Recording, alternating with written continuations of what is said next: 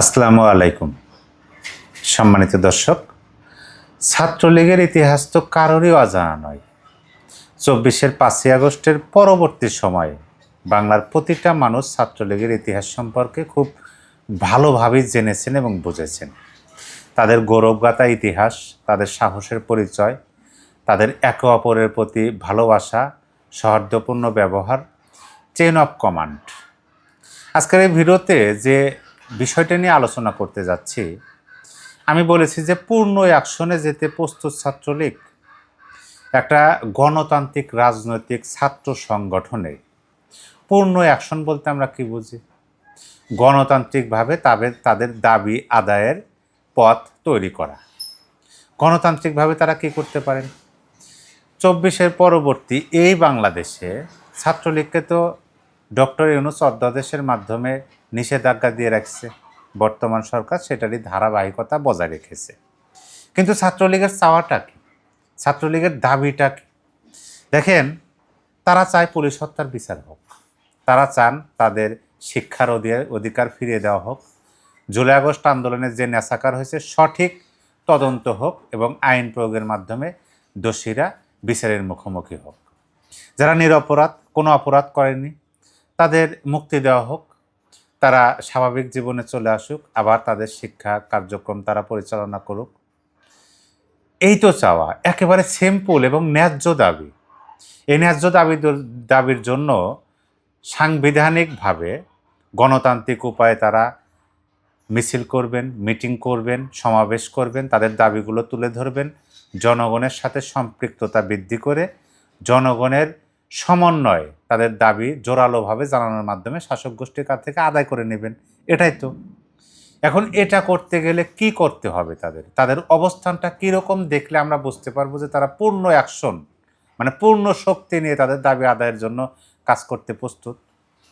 এখন দেখেন, একে অপরের প্রতি অভিযোগ, একে অপরের প্রতি নানান ধরনের প্রশ্ন তখনই চলে আসে যখন একটা অন্যরকম পরিবেশ পরিস্থিতির মধ্যে পড়া লাগে, যখন বিপদের সম্মুখীন হয়, যখন আর আগে পিছিয়ে ডানে বায়ে কোনো দিকে যাওয়ার জায়গা নেই, তখন কিন্তু আমরা দোষারোপ করতে থাকি। এটা হচ্ছে স্বাভাবিক প্রক্রিয়া, যে এইভাবে যদি এই লোকে এই কাজ না করতো তাহলে এই কাজটা বোধহয় হতো না, তুমি যদি এটা না করতে তাহলে বোধহয় এটা হতো না, তুমি এটা কেন করলে না, তুমি যদি এটা করতে তাহলে, মানে এইভাবে একে অপরকে অভিযোগ করা, একে অপরের উপর প্রশ্ন তোলা, এই বিষয়টা কিন্তু বিপদে পড়লেই বেশি হয়। তাহলে এখন আমরা বাংলার রাজনীতিতে কি দেখতেছি? বাংলার রাজনীতিতে দেখতে পাচ্ছি ছাত্র সংগঠন হিসাবে রাজনীতিতে সবচেয়ে বিপদের মধ্যে আছে বাংলাদেশ ছাত্রলীগ বর্তমান সময়ে। তাহলে এই সময় একে অপরের প্রতি অভিযোগটা থাকা কিন্তু স্বাভাবিক বিষয় ছিল।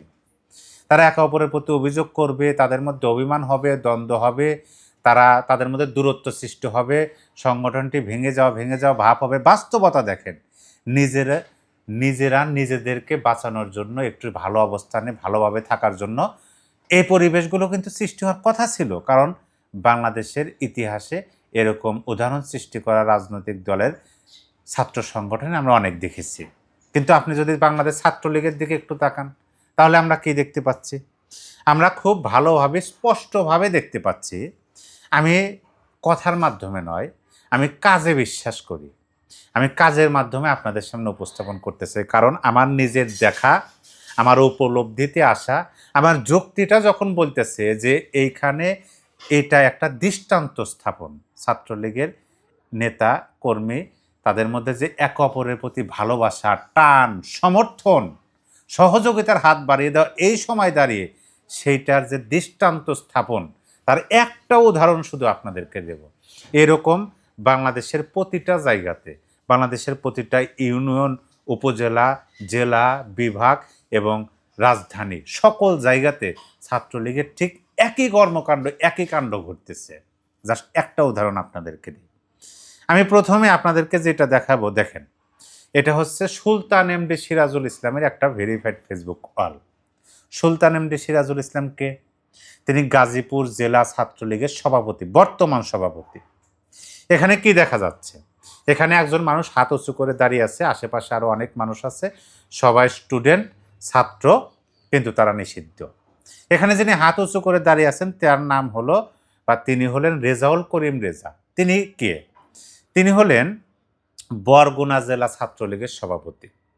আপনি দেখেন, গাজীপুর জেলা ছাত্রলীগের সভাপতি বরগুনা জেলা ছাত্রলীগের সভাপতির একটা ভিডিও তার ফেসবুকে তিনি শেয়ার করেছেন। শেয়ার করে সেখানে তিনি কি লিখেছেন, লেখাটি যখন আমি আপনাদেরকে পড়ে শোনাবো তখন আপনিও বলবেন যে তাদের মধ্যে মানে কোনো আত্মীয়তার বন্ধন নেই, রক্তের বন্ধন নেই, বা কি বলে সমাজগতভাবে তারা একে অপরের প্রতি আত্মস্বজন না, কিন্তু শুধুমাত্র রাজনৈতিক দল করেন বলে এই দুঃসময়ে একে অপরের প্রতি তাদের টানটা কীরকম দেখেন।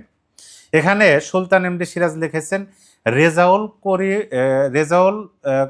কবির রেজা আমার অত্যন্ত প্রিয় ছোট ভাই। গাজীপুর জেলা ছাত্রলীগের সভাপতি বরগুনা জেলা ছাত্রলীগের সভাপতিকে বলতেছে আমার অত্যন্ত প্রিয় ছোট ভাই। 2026-এর অগাস্টে সে কথা বলতেছেন, এবং রাজনৈতিক সহযোদ্ধা। 5 তারিখের পর থেকে দুর্দান্ত সাহসী নেতৃত্ব দিচ্ছে। সম্প্রতি 15 আগস্ট তার নিজ জেলা বরগুনায় গিয়ে কর্মসূচি বাস্তবায়ন করেছেন। ভালো লাগার মতো একটা মুহূর্ত। সবাই তাকে উৎসাহ দেবেন আশা করি। বিপদের সময় যারা বেইমানি করে তারা বেইমানি করে না, সম্মান তাদের প্রাপ্য। অনেক ভালোবাসা রেজা তোমার জন্য, তোমাদের জন্য। অচিরেই আমরা হাসি মুখে ফিরব ইনশাল্লাহ। আবার নিচে লিখেছেন ইনশাল্লাহ ডিসেম্বরের মধ্যেই। বরগুনার সকল সাহসী মুজিব সৈনিকদের আমার ভালোবাসা। নিচে লিখেছেন সুলতান সিরাজ, সভাপতি গাজীপুর জেলা ছাত্রলীগ। এই যে কোথায় গাজীপুর, কোথায় বরগুনা, এই যে একে অপরের প্রতি বন্ডিং, এবং সারা বাংলাদেশের ছাত্রলীগ তিনি আমার কাছের লোক, তিনি আমার আপন লোক। এই সময় দাঁড়িয়ে কোনো প্রশ্ন নাই, একে অপরের প্রতি কোনো অভিযোগ নাই, শুধুমাত্র অনেক দূরের জেলা সেজন্য না, কাছের জেলা, কাছের মানুষ, সবার মধ্যে যে বন্ডিংটা দেখা যাচ্ছে। জেলা পর্যায়ের নেতা নাই, উপজেলা পর্যায়ের নেতা নাই, তৃণমূলের নেতাকর্মীরা সেই জেলা পর্যায়ের নেতার নামে তারা মিছিল করতেছেন। কেন সেই উপর মহলে সেই জেলা পর্যায়ের নেতার নামে তৃণমূলের নেতাকর্মীরা মিছিল করেন? কারণ ওই যে তাদের মধ্যে যে ভালোবাসা, বন্ডিং, বিপদে যে সহযোগিতার হাত বাড়িয়ে দেওয়া, একে অপরে সেটা খুব ভালোভাবে বুঝতে পেরেছেন। আমি আর একটা উদাহরণ দেব, এই সুলতান সিরাজকে নিয়ে আর একটা উদাহরণ আপনাদেরকে দেব। আপনারা হয়তো বা জানেন, যারা গাজীপুরের এই ছাত্রলীগের খোঁজ খবর রাখেন বা অতীতে জানেন, তারা জানেন যে এই সুলতান সিরাজের জনপ্রিয়তা কতটুকু। আবাল বৃদ্ধ বনিতা সকলেই ছাত্রলীগের এই নেতাদেরকে তারা ভালোবাসেন এবং পাশে থেকেছেন। বাস্তব, তাদের যদি ফেসবুক কল ঘুরে দেখেন, সেখান থেকে আমি যতটুকু পেয়েছি।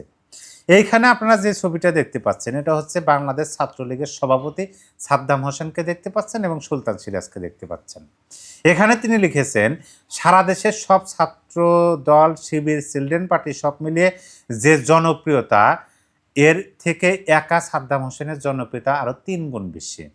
হিংসা করা যাবে, সমালোচনা করা যাবে, তবে সাদ্দামি জ্ঞানে, গুণে, ব্যক্তিত্বে ওদের ধরাছোঁয়ার বাইরে। বাংলাদেশ ছাত্রলীগের সুযোগ্য সভাপতি সাদ্দাম হোসেন, কোনো অভিযোগ নাই। এই যে কথাগুলো, এই কথাগুলো কি অভিযোগ বোঝায়? ওই ছাত্রলীগের জেলা পর্যায়ের সভাপতি কেন্দ্রীয় ছাত্রলীগের সভাপতির উপর অভিযোগ আনতেই পারতেন। নানান বিষয় ছিল, যে বিষয়গুলো গুপ্তরা অভিযোগ এনেছেন, কিন্তু তারা নিজেরাই এখন কোনো অভিযোগ আনতেছে না। আছে অভিযোগ, আছে, থাক, সে অভিযোগগুলো নিয়ে পরবর্তীতে কথা হবে। কিন্তু এখন বিপদটা কাঁধে উঠতে সবাইকে কাঁধে কাঁধ মিলে হাতে হাত থেকে কাজ করতে হবে। এই যে তাদের মধ্যে একে অপরের সম্পর্ক, এই সম্পর্কটা তো পুরো রাজনীতি অবাক। এখন এরকম চেন অফ কমান্ড, এরকম বন্ডিং, এরকম একে অপরের প্রতি টান, ভালোবাসা, সহযোগিতা, সেই রাজনৈতিক ছাত্র সংগঠনের দ্বারা একেবারে পূর্ণ শক্তি প্রয়োগ করে রাজপথে গণতান্ত্রিকভাবে তাদের রাজনৈতিক কর্মকাণ্ড করা, নিজেদের অধিকার, নিজেদের দাবি আদায়ের জন্য তারা যে সফল হবেন, এটা কিন্তু সবাই বোঝেন। যার কারণে বলা হয় যে এই যে আওয়ামী লীগ নামক রাজনৈতিক দলটা, এই রাজনৈতিক দলটা তারা অবশ্যই ফিরে আসবে এবং তারা ক্ষমতায় যাবে। কেন? এইভাবে প্রতিটা সংগঠনের মধ্যে আমি জাস্ট একজন, দুইজন জেলা ছাত্রলীগের সভাপতি, কেন্দ্রীয় ছাত্রলীগের সভাপতি দিয়ে আপনাদেরকে উদাহরণ দিলাম। সারা বাংলাদেশে এরকম আমার মনে হয়, এটা আমি বিশ্বাস করি। প্রিয় দর্শক, আশা করি আমার আলোচনাটি বুঝতে পেরেছেন। অবশ্যই এ বিষয়ে আপনার যদি বলার কিছু থাকে কমেন্ট বক্সে লিখে জানিয়ে দিতে পারেন।